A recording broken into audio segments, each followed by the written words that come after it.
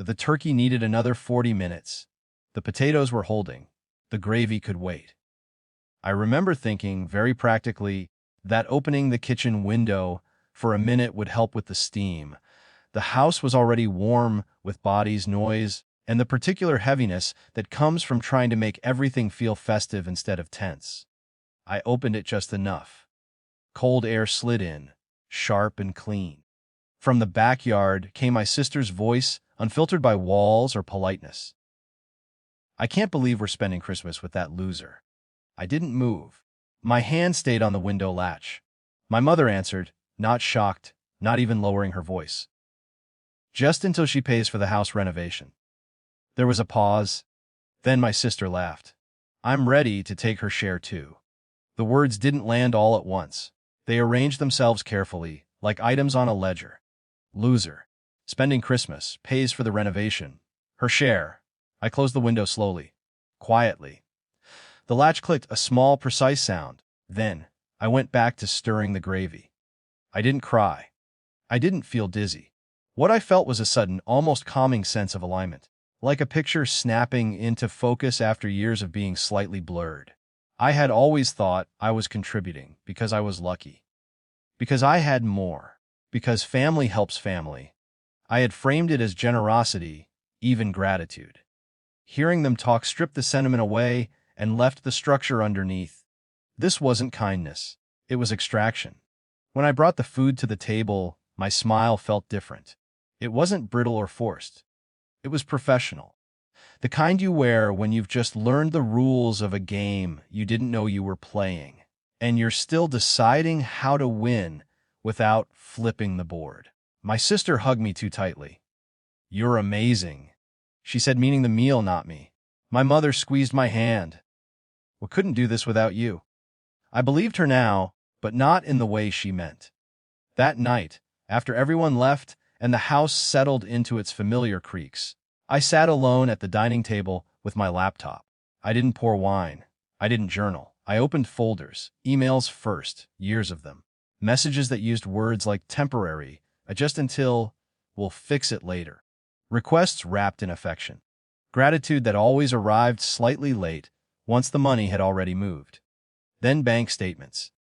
Transfers that had felt small at the time, spread out, reasonable. Added together, they formed something else entirely. The next morning, 3 days before Christmas, I made a call I had been avoiding for years. I kept my voice neutral. I described the situation without adjectives. The person on the other end didn't react emotionally, which was a relief. She asked for documents. I already had them. We scheduled a meeting for the 27th. Christmas itself passed without incident. That surprised me. No fights, no hints. My sister talked about her plans for the new year, already counting rooms in the renovated house like they belonged to her. My mother was warm, attentive, even proud of how close we all were. I watched them with a strange tenderness. They weren't villains. They were confident. They believed the story they had been telling themselves, that I wouldn't change, wouldn't notice, wouldn't. Silence, they assumed, meant agreement. On the 27th, I didn't go to my mother's house.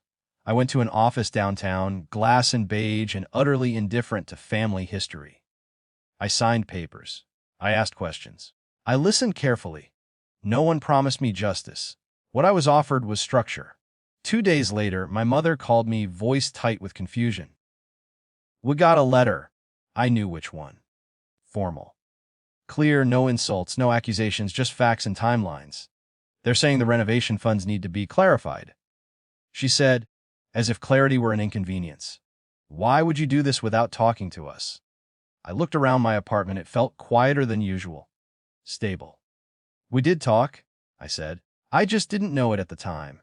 She didn't understand that answer. She wasn't meant to. My sister texted me an hour later. Long message. Hurt, then angry, then practical. She suggested compromises. She reminded me of everything I owed them emotionally. I didn't reply. The meeting happened the following week. We sat across from each other at a neutral table. My mother looked smaller there. My sister looked bored, until she wasn't.